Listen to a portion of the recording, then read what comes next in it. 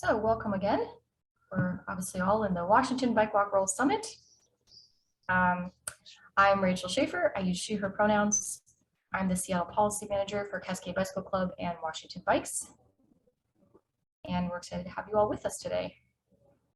I'd like to start with the land acknowledgement this morning. The summit is virtual and those participating are joining us from many lands. Cascade Bicycle Club and Washington Bikes are two sister statewide organizations, and we acknowledge the land our offices in the Puget Sound sit on as the traditional home of the Duwamish, Tulalip, Muckleshoot, and Suquamish tribal nations. And if you don't know whose lands that you are currently on, you can look in the chat in a minute where you'll find a link to a map where you can look up your place on the land. Without these communities, we would not have access to this environment, and we take the opportunity to thank the original caretakers of this land who are still here today. Also, we are recording this session and it's going to be available after the summit is over. All of our sessions will be.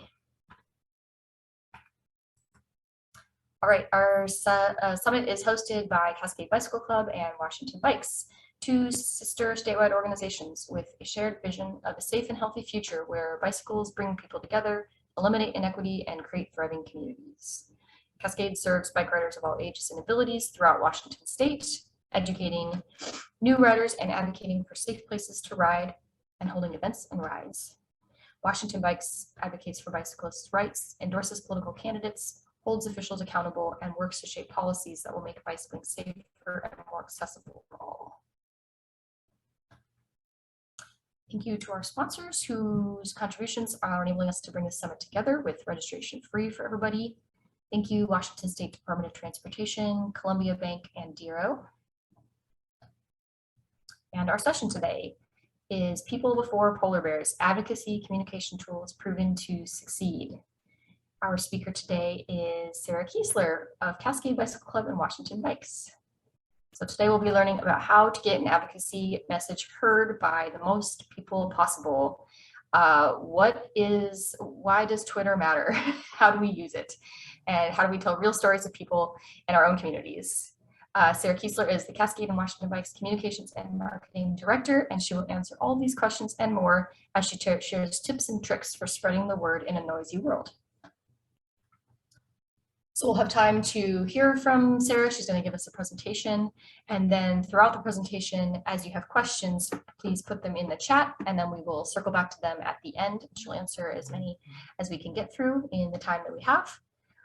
We are in the session until 9:30 today, and then at the very end, we'll also have a feedback form for you to fill out with feedback on this session. And thanks again for everybody being here, and I'm going to stop sharing my screen and pass it to Sarah. Awesome. Thanks so much, Rachel. Here we go. Well, welcome, folks. So excited to share this with you today. Just a little bit about me. So, I know something about what I'm talking about. I'm a former journalist. I've done nonprofit and campaign communications for about 11 years now. I've worked for a number of local nonprofits from Planned Parenthood Votes Northwest to Fuse Washington, as well as some national political consulting firms. And I've published op-eds and ghostwritten op-eds all across the state, either under my own name or ghostwritten for elected officials and others. So some of our goals of this session, really this training is less kind of direct tactics and some more things I wish I knew when I started working on advocacy campaigns. So I want to share some high-level communications best practices. I want to provide examples and real-world experiences, including from my own communication campaigns.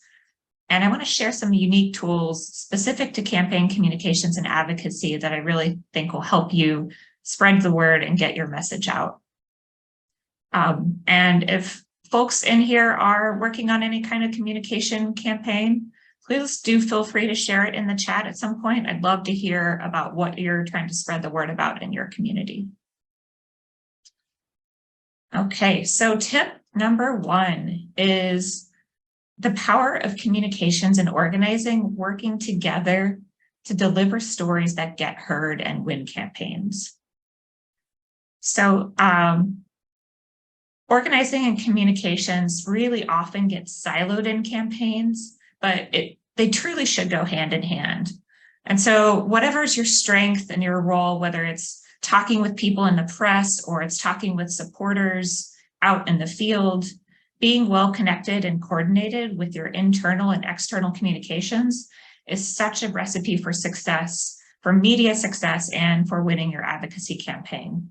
So I'm going to share 2 examples from my background to share what I mean. So when I was at Planned Parenthood Votes Northwest from 2011 to 2013, we had organizers on the ground in districts around Washington State.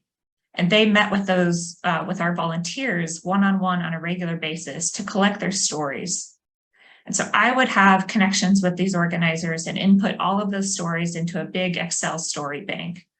That way, whenever something came up, I could pull from those stories for letters to the editor, and even on rare occasions for live press conferences. So one example took place when the Komen Foundation defunded Planned Parenthood, and we needed an urgent press conference to share a narrative about how Planned Parenthood also provided life-saving cancer screenings. And by tapping into that story bank, I was able to find someone who could talk about how Planned Parenthood had found a lump in her breast through their services, which called out the hypocrisy of their move to defund. And Komen almost immediately reversed their decision, which was a huge win for us. And so really it comes down to just telling the stories of people in your community, whether it's about cancer screenings or bike infrastructure or gun responsibility, is very powerful and will always move more people than facts and figures alone. And I'll talk a little bit more about that later in the presentation. So another example of how comms and organizing go hand in hand is from when I was at Fuse. We had organizers in Pierce County that shared that low-income people of color in Tillicum and Woodbrook did not have a ballot box. And it was a detriment to their ability to vote in the 2016 election. They, in fact, turned out at a rate like, I think, 10% less than their neighbors in Pierce County. So we worked with the organizers and contacted the Pierce County auditor to ask if they'd put a ballot box there. And when they hedged and said, you know, this is a really hard thing to do, we told them, okay, well, we're going live with this. We're going to talk to the public about it. And I put out a MoveOn.org petition. That petition got picked up by King 5 News for a story on that community and its difficulties. And then the organizers and I trained folks on talking points and messaging around voting access. So what do you know? After that first story ran and all that media attention, the auditor ended up agreeing to put a ballot box in Tillicum. So yeah, working with organizers on the ground in your community and telling the stories of impacted communities really has a huge impact and can win you campaigns. So this goes well with my next tip. Tip number 2, people before polar bears. You want to make sure you're telling those stories of the impacted communities, not just the folks that are easiest to see. And it dovetails with the last conversation, but it's important to say it again. You know, polar bears are cute, they're beautiful, and yes, some people are very motivated about saving them, right? But the way we win over Black, Indigenous, and people of color communities in campaigns is by telling the stories of the impacts on individual communities. Yes, it's harder. Yes, it means you need to find those voices. It means you need to center their stories and their voices and let them lead in telling those stories. And I want to share some direct tips from Kim Sutter, the organizing manager at Mothers Out Front, and Stephanie E. Bowman, because I am not a person of color, and these were some of the tips that they shared in a big Netroots Nation talk. So they recommend asking yourself, who or what are we protecting, and what people will be most impacted? You know, why is there urgency? Is it about funding for this project you're working on? Is it about resources for a community? Is it about risk because someone was injured and you need to tell their story? Ask yourself, how are you interacting with power? How are you interacting with the decision makers? Are you pleading for them to pass a growth management act? Are you resisting a negative impact in your community? Or are you building power among community members to speak out? Are you organizing people to come to a city council meeting or to be a part of a communications campaign? And who or what images are you sharing? And do you have permission to share those images? And also, who is reflected in the stories you're telling? And finally, what does your end goal look like? I think too often we get started on a campaign, a communications campaign, and we're not seeing that vision at the end, what our solution is, so that that's the thing we're working for. With effective messaging and communication centered and relevant to the impacted communities, make sure, again, that you're sharing those stories and those images with consent. And when in doubt, leave it out if an impacted community member has not been consented to have their story shared. Okay, and that leads us to tip number 3. Your audience comes first. So too often, again, when folks are building a communications campaign, they think about the audience last instead of first. They're so focused on what they want to say, what they want to get across, that they forget to consider who are the folks they're targeting with their message, and what is their audience specifically. So whether you're writing a tweet for your organization or yourself, or you're writing an op-ed or even an email newsletter, my message to you is to really consider your audience first. For example, we've learned through Cascades Analytics and metrics that our advocacy audience largely relies on Twitter to get a lot of their news, while our rides audience is in our Facebook groups. We can use that information to tailor a message to each audience and make sure that we're speaking to the right people. And when it comes to media outreach, before you ever send a press release or draft an op-ed, be sure to research whether the journalist you're pitching or the editorial board that you're targeting for that op-ed has printed anything previously on this issue. Seems really basic, but it can go a long way to use that reflection to tailor your pitch and to make sure you're speaking to them in a way that they say, oh, they know what I care about. They understand why I would write about this story. All right, tip number 4. How do I build an advocacy community on Twitter? So the biggest thing to me is to remember the social and social media. People have just an incredibly short attention span. You have literally 7 seconds to grab someone's attention over email, and even less amount of time on social media. So Twitter algorithm, it loves recency, it loves engagement, it loves images, it loves frequent activity, right? But the people on Twitter, they love the authentic you. Post, an image from your bike ride, your vacation, quote tweet someone to comment, share a thought. If it's okay to mix personal and professional, especially in your personal handle. I mean, I really want to recommend checking out state traffic engineer Dongo Chang's personal account. It's a great mix of original photos, retweets of excellent bikeways, and the occasional hot take too, which is a lot of fun. So always remember, when you're using social media, whether it's Twitter or anything else, people share what they want to be seen sharing. So think of these recent tweets by the Washington State Department of Natural Resources, like their Labor Day fire safety tweet.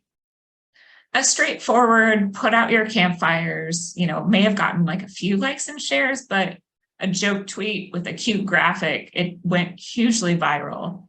That'll do so much more to spread their message about putting out campfires than something kind of serious and very, mundane.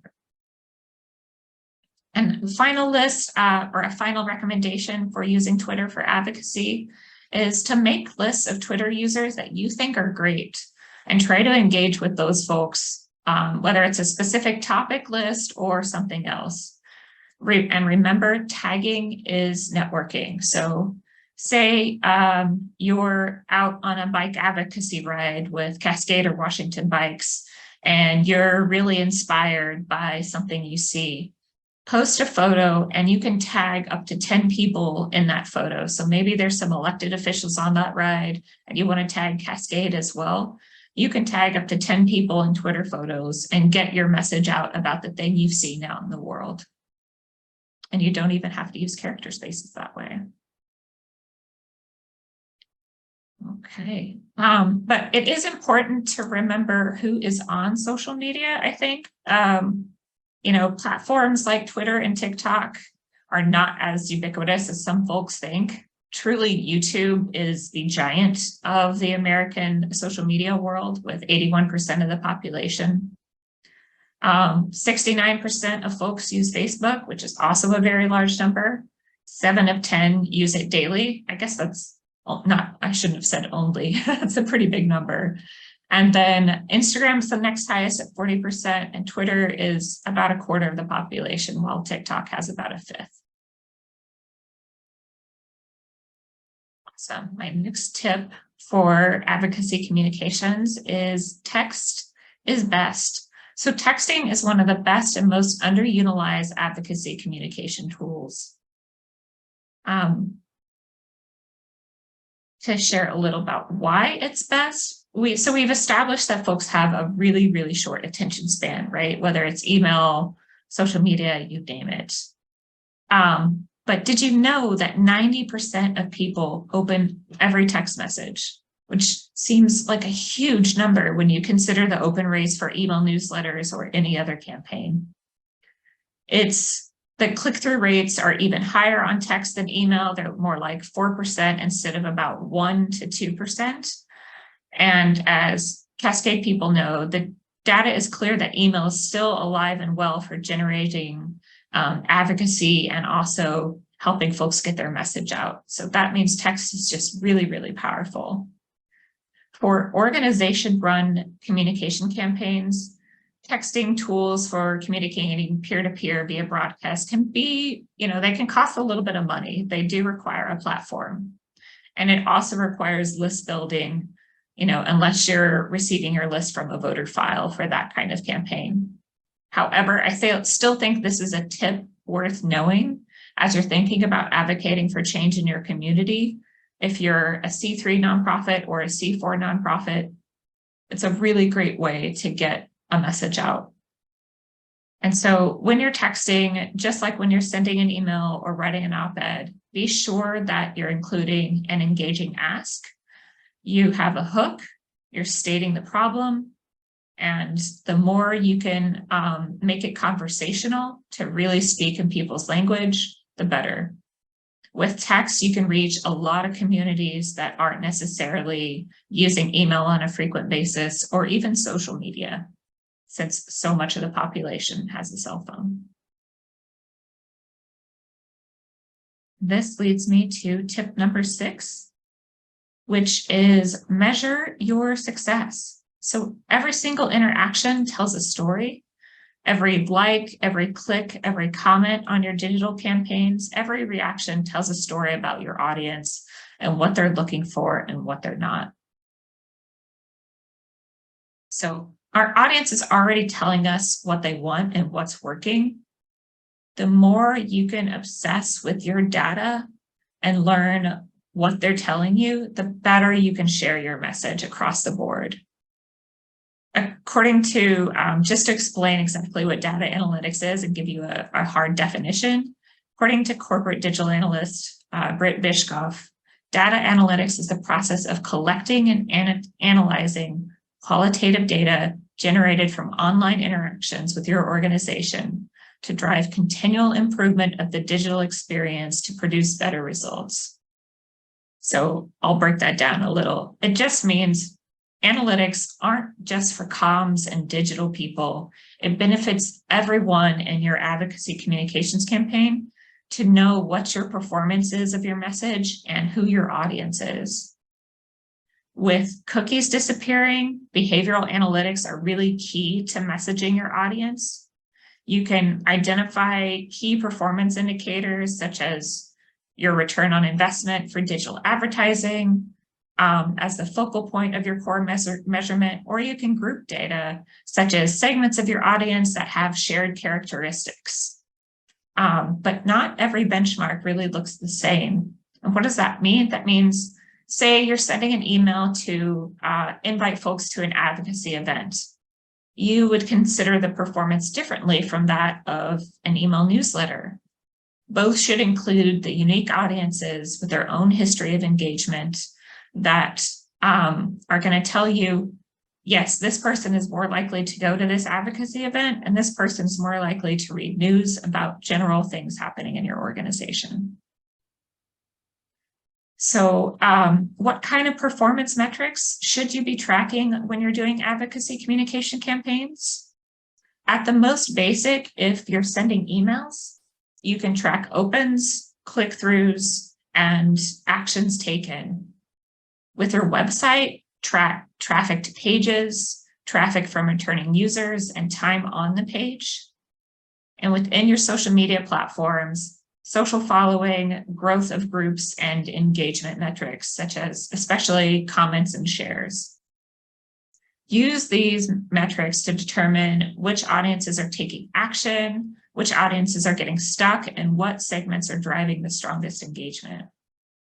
So a little bit of an example of that for Cascade. One example of how we've used our analytics is studying the monthly Google Analytics of our blog to determine which stories our audience is really interested in.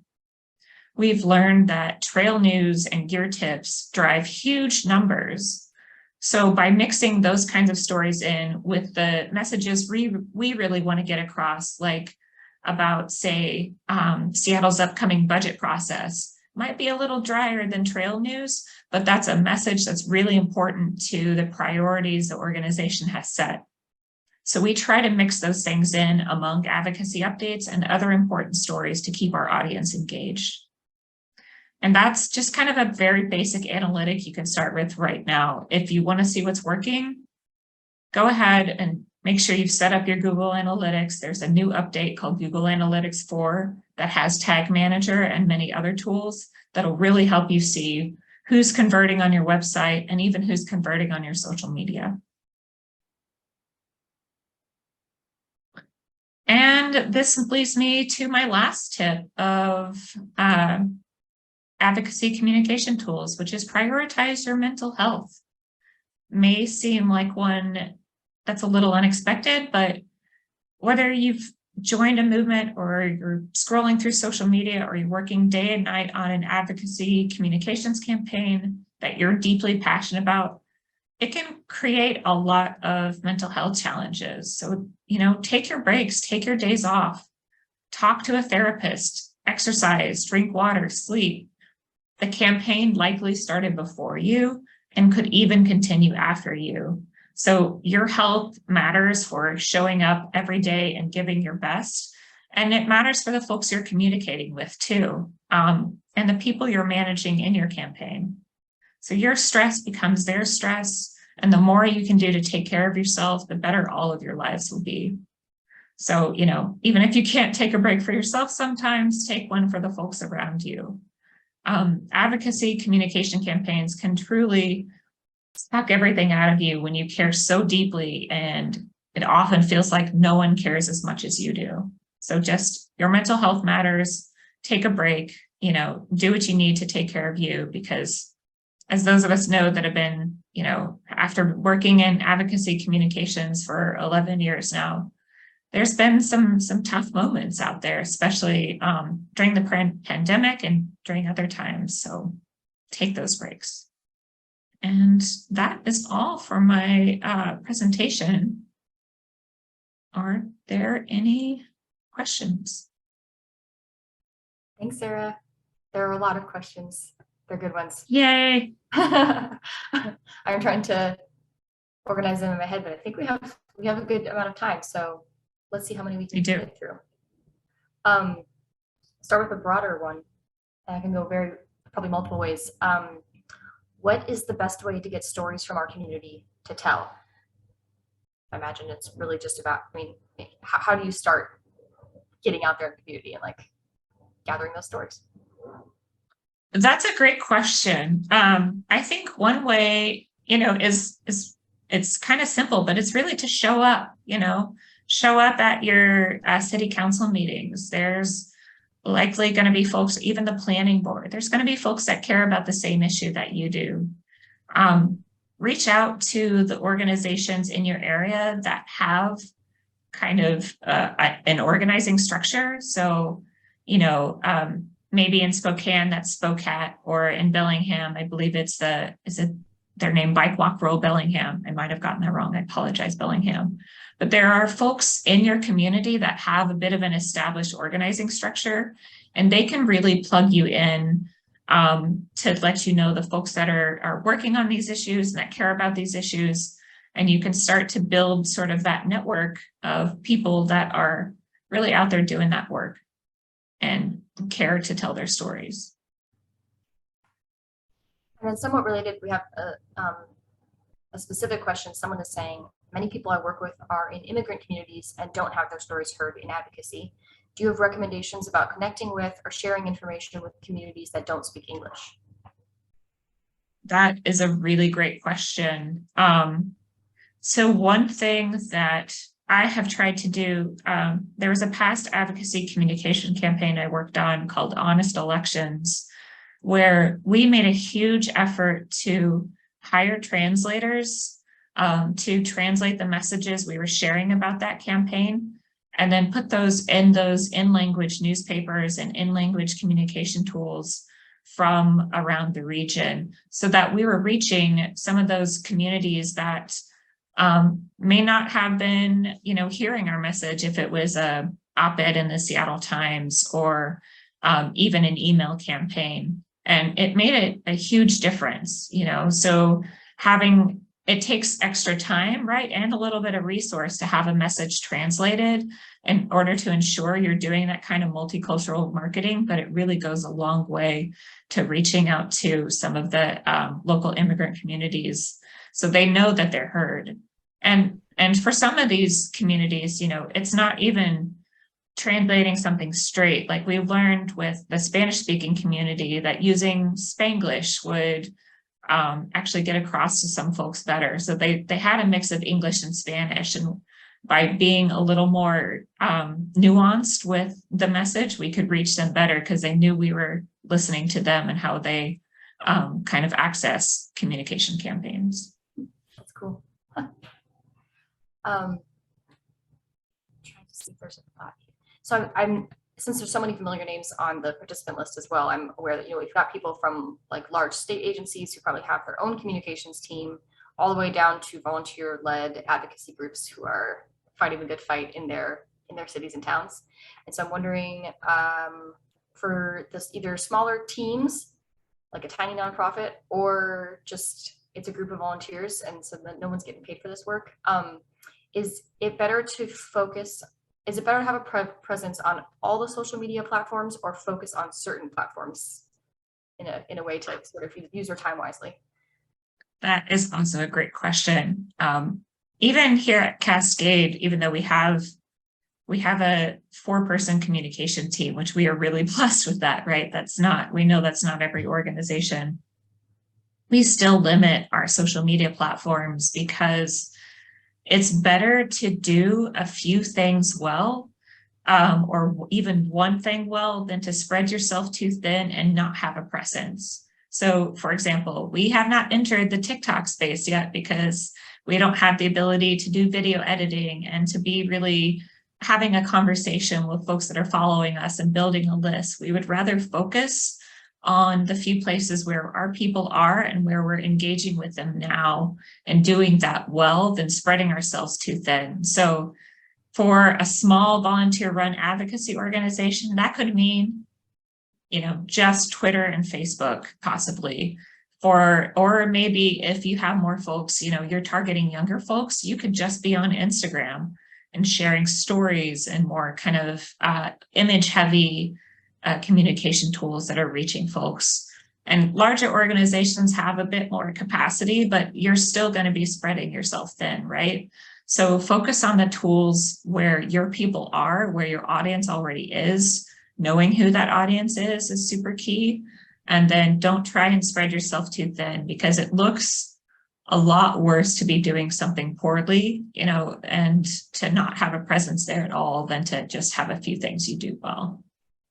Yeah, that's super helpful. And very related, I think I can call it his name because he put it in his question, but I think some of us have worked or at least talked with Pete from Bike Clark County, down in Vancouver, I believe. He's asking if we have, if you know of metrics on the different demographics between Twitter, Facebook, and Instagram, because we started going there a little bit with like Instagram sounds like it trends younger, but what about, so if you're a smaller org and you're like, okay, where are the three things, or where's the one thing I'm going to focus on? Can you talk about different ages or any other kind of demographic breakdowns of those platforms?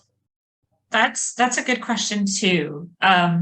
We like to say Facebook is a lot of like the 50 to 65-year-old demographic. So that's where folks like my mom spend a lot of their time. She doesn't have any other social media, so she's checking Facebook because she wants to see pictures of her grandkids, and she's also following a lot of news there. But Twitter is a lot of advocacy folks, specifically that are really engaged in their community and in the local news, and have things they want to share about how they feel on those topics. And yeah, Instagram is it's more diverse than it used to be, but I think it does still trend a little bit younger, especially than Facebook in that regard. And it's trending more video right now as well. So if you're on Instagram, you may have noticed your feed is just full of reels because they're trying to compete with TikTok. So there's some changes happening in those worlds, and there always are going to be. It's going to be a little bit constant, but those tend to be some of the demographics. And Wendy, our digital communications manager, is the true expert in social media. So Wendy, if you have anything that you disagree with me, please feel free to drop it in the chat because I trust her opinion. I've got, I think, one more social media focused question, then we'll go on to some different communication strategies. And that's Awesome. How often should we be posting on social media? Also a good question. Really, Twitter is anywhere from 1 to 5 times a day. That may feel like a lot, but the algorithm really loves frequent engagement. Facebook, I say once a day is fine, even once every other day, but once a day is really going to be good for keeping your organic reach. One of the frustrating parts about Facebook is that organic sharing used to be so much stronger than it is now. Now you truly do have to spend money to boost your post or to create an ad with it to get a message out there. So it's become a bit more of a pay to play than it used to be even 5 years ago. And then for Instagram, if you're sharing stories, you can share multiple times a day because those, they disappear in 24 hours. So I would say, 1 image a day on the main posting platform, but as many stories as you want to share, go for it. Cool. Let's see. Let's move to. Oh, someone is asking. Sorry, I just want to comment on what Wendy said. Yeah. It's also great to check in with your specific analytics on each of the platforms you're active on to learn about your specific audience and how they respond to your content. Yes, see, she's the expert. Analytics matter. Yeah.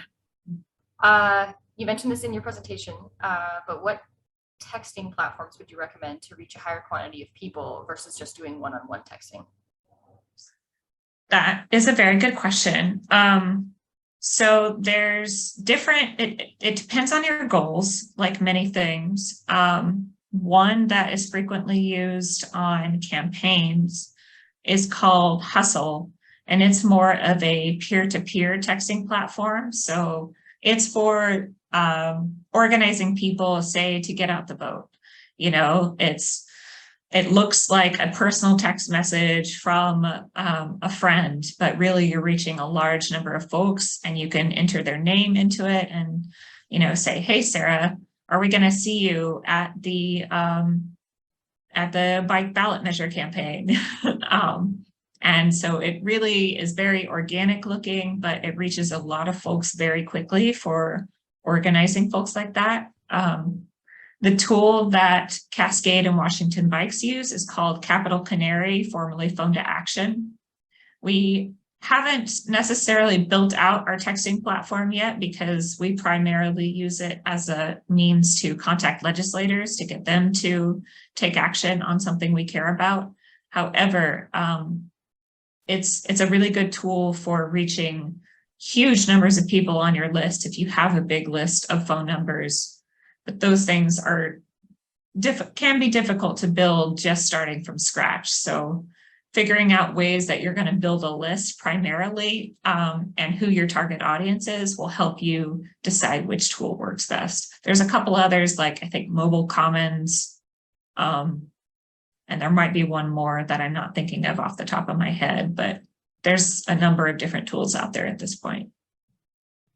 And I don't know, I remember from my shoestring nonprofit days, even more than what they are now, I think Action Network might be, I don't know if they actually offer texting, but or texting capability. Or just email. Just email, okay. I know at least it's like a lower cost for people who are trying to, save the resources that they have for the moment.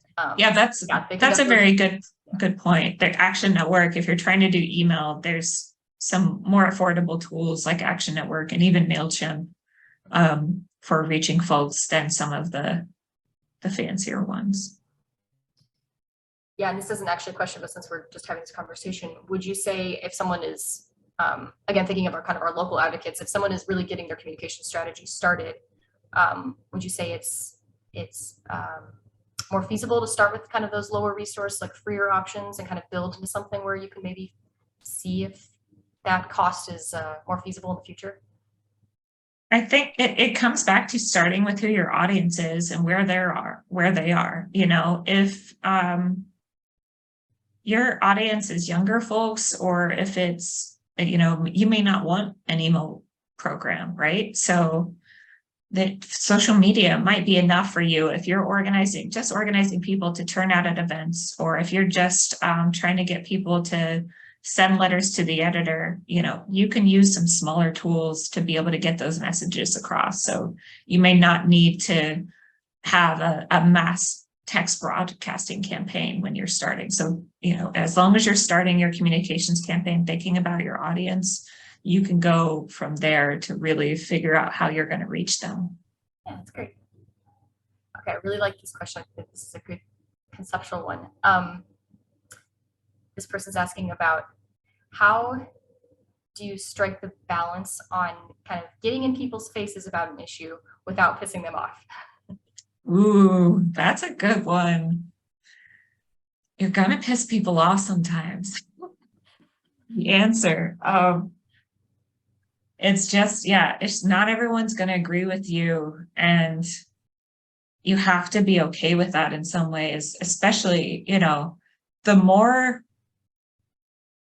the more power your message has and the farther it spreads, the more pushback you will have in those, especially in today's age where everyone has a critique of something, right? So even, I can think of two of Cascade's communications campaigns in the last couple of years. The Green Lake loop that we just sent emails on to folks, we got 800 people responding, and 770 of those said yes, open that inner loop to make it accessible for folks on wheels, especially, we've got children learning to bike there. We've got folks in wheelchairs on that inner loop. They can't all ride in the bike lane around Green Lake. And we had 35 folks say, like, heck no, I do not want, I want to keep the trail as it is right now, that it's been since the pandemic, with just people walking on it or running on it. And that's going to happen, and that's okay. We have to accept that there will be some pushback, but getting in your face isn't necessarily the strategy. I think it is, how's the strongest way you can get your message across and be very direct, without needing to be snarky or necessarily like self-righteous about it. Like, you can say, like, yeah, we think this is the right thing to do. And whatever your pushback is, you just have to kind of roll with it. Even the helmet law last year, we had understandably folks that were confused about why we're saying, helmet law, no, but helmets, yes. And the reason is because the data says racial discrimination is happening for folks that are getting pulled over for not wearing a helmet. So yes, we support helmets, and trying to be nuanced about our reasoning and why still is going to get a lot of pushback, and folks that are saying, I just don't agree with this, right? I think we need helmet laws. I think they're doing their job. And we're saying, yeah, but the data says discrimination is happening. And those are the only people that are Black, brown, and homeless folks are the only ones getting pulled over for this. So it's okay to be direct and be nuanced and, not necessarily in your face, but, just stand with yourself and your message and know why you're saying it and who you're trying to reach with it. Yeah, that's great. You're so good at putting that that way, because it is tough when you know It is. that your position might make some people mad. Yeah, getting pushback is hard, but you just gotta roll with it. Something we haven't talked about much yet is, what is the role of traditional media in this work? How do you build relationships with people in traditional media? And is that important for getting your work published or shared, or furthering your advocacy? That's a very good question. And as a former journalist, I can say that, 10 or 15 years ago, there were a lot more journalists that you could reach out to in the traditional media world. Now there's a lot fewer, and they have a lot more to do. However, it is still important, right? It is still, and I appreciate someone for bringing this up, because I realized it wasn't in much of my presentation. But there's some of your tools are going to be, developing those relationships. So if you see an article that resonates with you by a journalist, emailing them to let them know goes a long way to starting to build a relationship, saying, hey, person from the Tacoma News Tribune, I saw this article. I really liked your point, XYZ. If you're ever interested, I would love to talk to you more about thing that you care about in your community. So following up with people to let them know, hey, I see what you're doing. This resonated with me, and I would like to talk to you about it. Folks are usually down, because journalists want to build sources. They want to build relationships in their community. They want to hear from the people that they care about, or that care about the same things. They don't have as much time as they used to, but if you're doing that and on a, semi-frequent basis, not sending them an email every day, right? But reaching out is going to go a long way. So folks in TV, often it's just sending an email to every TV station has kind of an assignment desk. I think it's usually info@fox13.com or something to that effect, or editor@fox13.com. If you have a big event coming up, sending out a news release a few days ahead of that event, that assignment desk gathers all of those, takes a look at them, and says, oh, this one's really photo worthy, really video friendly. There's going to be a lot of folks at this turnout, or this one has a lot of controversy to it. So sending those letters out, even if you don't have a relationship with that TV station, as long as you get something into their assignment desk, they can send folks out to come to your big event and see you. And you can even, one of the strategies I used to use when I was doing advocacy campaigns, I would take photos while I was out at events and text them to the assignment editors at different news stations, just being like, hey, look what's happening here. What are you all coming out? Because if they weren't there yet and they saw that there was a big event happening and that there was a lot of turnout, they might come out to see it. Sorry, I got noisy on my end. That's a lot of great information there, because it's like a whole different side that they're still around. I know, mostly. Let's see. I'm trying to go through my list. Another kind of 180. I'm just lobbing every single sort of strategy at you this morning. Yeah. Come at me. Yeah. In terms of email marketing, I've heard that using forwarded emails is strategy. Can you explain what that is and the best way to do it? Should we be doing that with every email? Great question. There's both forwarding and fake forwarding. It's a secret tactic I'm going to share with you. So fake forwarding is essentially when you've sent out an email that really resonated with people, whether it's a fundraiser or an action alert, and you still want to reach folks who haven't opened it, right? Because if 10 to say 40% of people are opening your email, that still leaves a large swath that haven't seen it yet, because none of us can get to every email in our inbox. So a fake forward is when you have someone else on the team kind of draft an email in it looks, less like your organization's email and more like an individual kind of Gmail style that just says, hey, have you seen this? Did you get this message yet? Here's why this matters, couple of sentences, and then it includes a copy of that email below it and all the links to it so that you can reach the non-openers of your email. So that's a really great strategy. We only use that on emails that are either very successful or ones that are really important to us to get out to more folks. So it's not a tool you're going to use for every email at all. And then there's personal forwarding as well. So say you received that action alert Cascade just sent on the Green Lake Loop, and people in your community that really care about that issue, you can forward that email to, those 10 people that live near Green Lake maybe, or live in the area, and say, hey, I heard you care about this too. Maybe you want to take this action.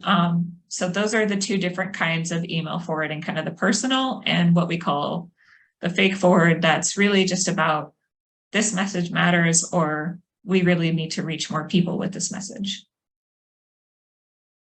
So I just want everyone to know Sarah just gave out some secret insider knowledge. So Yes. Use your emails in all the ways you can think of. And then going back to something you were talking about a lot when we were talking in data, do you know if users have to pay to access Google Analytics?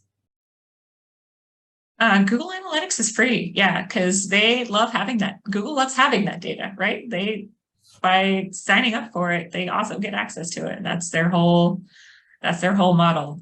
So it helps them sell ads to people. So it is free. It is a wonderful tool. I try not to think about the creepy things that Google and Facebook and Twitter, for that matter, do with all of our data, but it is free. You can set it up even on your own personal website. Nice. Well, I appreciate you going over some of the free or lower cost options for some of these communication strategies you've gone through today, because again, we've got people joining us from all varieties of groups, all the way up to formal organizations. So not everybody's been able to spring for the big bucks stuff yet. Yeah.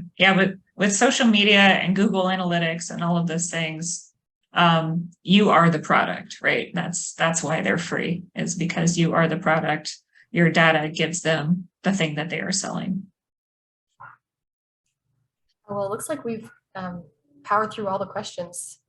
Nice. Yeah, I think that was a good variety of all the different strategies that you went over. So thank you so much, Sarah, for imparting your wisdom on us this morning. And hopefully we can come away with a couple of ideas to, take their communication strategy and advocacy work to the next level. Nice. I want to say, oh yeah, go ahead. Oh, I was just going to drop my email in here in the chat. If anyone wants to follow up on anything further, I'll do my best to get back to folks. Perfect.